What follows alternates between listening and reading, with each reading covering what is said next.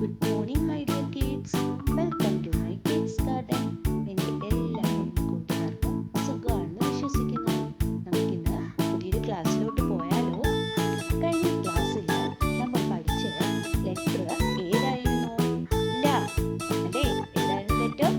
ല. ല എന്ന് പറയുന്ന ലെറ്റർ നിങ്ങൾക്ക് ക്ലിയർ ആയോ? എങ്ങനെ എഴുതുന്നതെന്ന് എല്ലാവരും നല്ലതുപോലെ ക്ലിയർ ആക്കി പറഞ്ഞു തരും. എല്ലാവരും എന്തോ ചെയ്യുക, ഇത്തിരി ടഫാണ്, പ്രാക്ടീസ് ചെയ്യാം കേട്ടോ. നല്ലതുപോലെ ഒരു പേജിൽ ല എന്ന് പറയുന്ന ലെറ്റർ എഴുതി കംപ്ലീറ്റ് ല എന്ന് പറയുന്ന ലെറ്റർ എഴുതി പ്രാക്ടീസ് ചെയ്യാം. Okay okay. നമുക്കിന്ന് ല കഴിഞ്ഞിട്ടുള്ള ഏതൊക്കെ അക്ഷരം പഠിച്ചേ?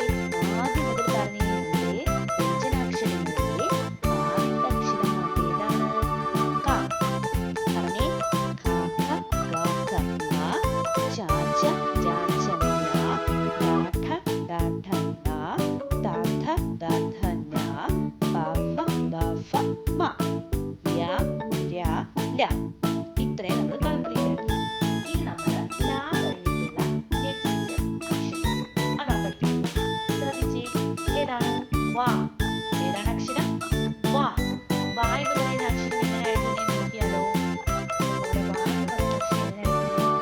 ശ്രദ്ധിച്ചേ, നമ്മൾ ബേസ് പഠിപ്പിച്ചപ്പോൾ റ ര ന ഞ പ വ ഇതെല്ലാം ഞാൻ പഠിപ്പിച്ചിട്ടുണ്ട്. ഓർമ്മയുണ്ടോ എല്ലാവർക്കും?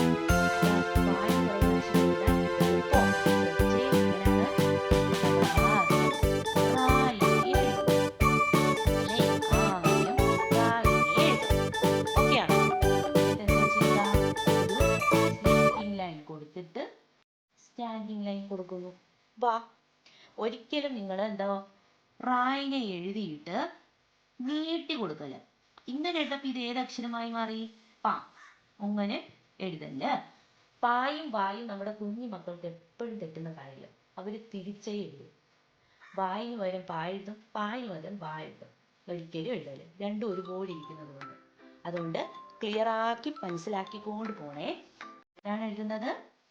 കുഞ്ഞ് റായിനെ കൊടുത്തു. കുഞ്ഞല്ല, ഇങ്ങനെ ഒരു റായിനെ കൊടുത്തിട്ട് സ്ലീപ്പിംഗ് ലൈൻ കൊടുത്തു, സ്റ്റാൻഡിംഗ് ലൈൻ കൊടുത്തു. ഒരുപാട് നീട്ടു കൊടുക്കല്ലേ സ്ലീപ്പിംഗ് ലൈന്. വാ. അങ്ങനെയാണ്. റാ കൊടുത്തു, കുഞ്ഞൊരു സ്ലീപ്പിംഗ് ലൈൻ കൊടുത്തു, സ്റ്റാൻഡിംഗ് ലൈൻ കൊടുത്തു. വാ. ഏതാണ് അക്ഷരം? വാ. എങ്ങനെയാണ്? കുഞ്ഞ് റാ, ഒരു കുഞ്ഞ് സ്ലീപ്പിംഗ് ലൈൻ, സ്റ്റാൻഡിംഗ് ലൈൻ. വാ. പറഞ്ഞേ.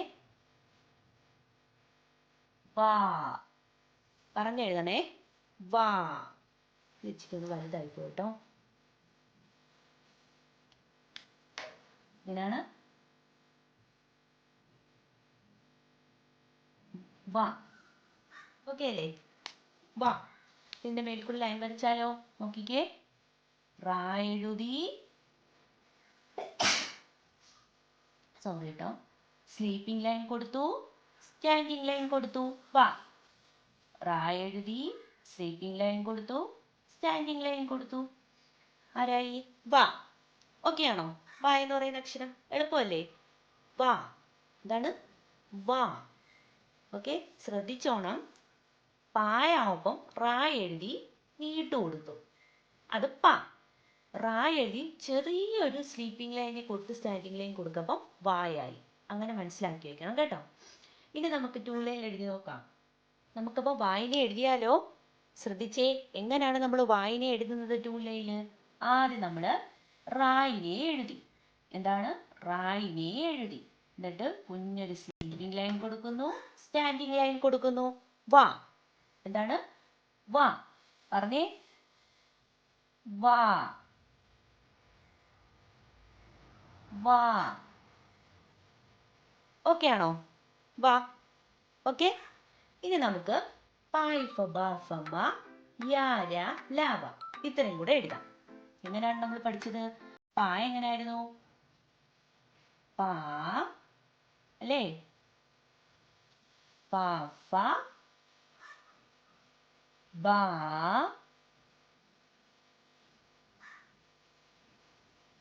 ഫ